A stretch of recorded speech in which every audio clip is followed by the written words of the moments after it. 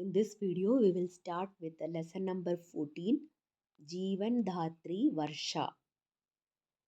So, संकलित छात्र पानी के उपयोग और लाभ से परीक्षित होते हैं. So, here through this lesson, the children will learn the uses and the benefits of the water. So, first paragraph is जीवन के लिए पानी अनिवार्य है. पानी के स्रोत अनेक हैं. नदी, नाला, सागर आदि. इन सब का कारण है वर्षा. समुद्र, झील, तालाब और नदियों का पानी सूरज की गर्मी के भाप बनकर ऊपर उड़ता है. इस भाप से बादल बनते हैं. So water is very important to the life. There are so many sources of water. Some of them are river, canal, oceans, etc. The main source of water is the rain.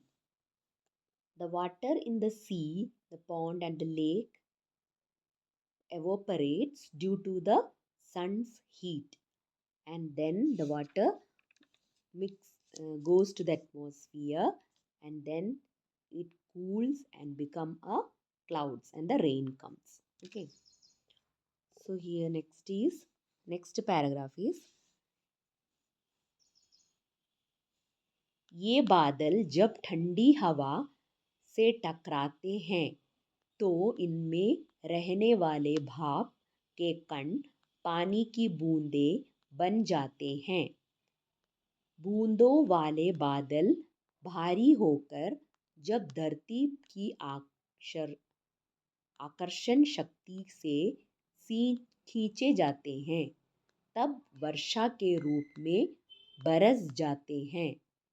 इस प्रकार धरती से बादल और बादल से धरती का भाप की यात्रा बहुत रोचक है. So when the sun's heats, due to the sun's heat, the water evaporates and then cool downs and becomes a clouds, and the rain comes, and this journey of the water from the ocean to the atmosphere and back again to the earth as a rain is very much interesting. Next, third paragraph is Asia में Europe की तरह 12 महीने वर्षा नहीं होती. मॉनसूनी हवा वर्षा लाती है. सर्दी गर्मी की ऋतुओं में वर्षा आमतौर पर कम होती है.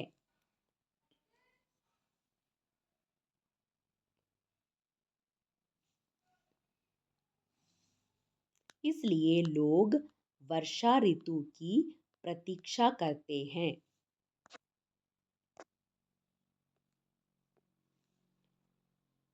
अगर वर्षा नहीं होती तो अकाल पड़ता है. खेत सूख जाते हैं और गाय बैल आदि मरने लगते हैं. So in Asia there was no 12-month water.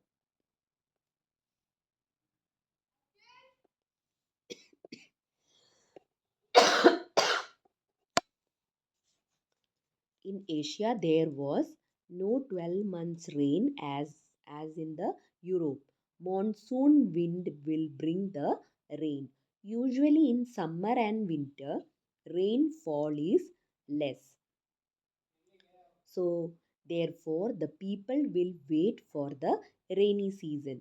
If there is no rain, then there will be a drought.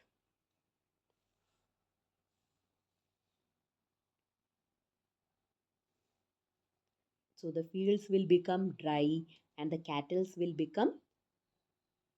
die. Cattle will die. Fields will dry and cattle will die. So next paragraph is जब बहुत ज़्यादा वर्षा होती है तो नदियाँ अपने किनारों को तोड़कर बहने लगती हैं। इसको बाढ़ कहते हैं। And in the other hand, if there is more rain, then what will happen? Then there will be a overflow of water, and that is called the flood. वर्षा का जल साफ और शुद्ध जल का सबसे अच्छा स्रोत है। Rain water is the purest form of water. वर्षा किसानों के लिए वरदान है। वह सभी लोगों के लिए पीने के पानी का मूल साधन है। संसार के सभी जीव जंतुओं के लिए पानी अत्यंत आवश्यक है। पानी के बिना कोई भी कार्य नहीं किया जा सकता, जैसे साफ सफाई, नहाना धोना, सिंचाई, बुआई आदि। इस तरह वर्षा जनजीवन के लिए अत्यंत उपयोगी है। जहाँ वर्षा नहीं वहाँ जीवन नहीं।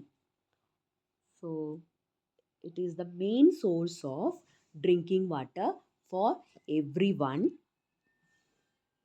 and water is very important for each and every living being in the world.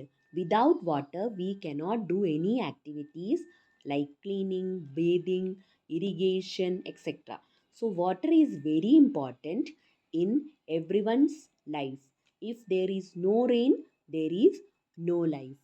So lesson was over. Now we will start with the meaning. शब्दार्थ: मूल, आधार, बेस। नाला, पानी बहने का पतला सा मार्ग। छोटी नदी, ड्रेन और वी कैन से कैनाल। झील, प्राकृतिक जलाशय, लेक। तालाब, पानी का बड़ा कुंड, पोखरा, पॉन्ड। कण, बहुत छोटा टुकड़ा, टाइनी। भाप, भाप, वाटर वेपर। आमतौर पर, साधारणतया, यूजुअली। बरसना, आकाश के जल आकाश से जल का गिरना। रेनफॉल, वर्षा, बरसात। रेन, बारिश। प्रतीक्षा, इंतजार, वेटिंग। अकाल, सूखा, ड्रॉट। किनारा, नदी या जलाशय का तट। Side of the river. स्रोत, मूलाधार, स्टार्टिंग पॉइंट।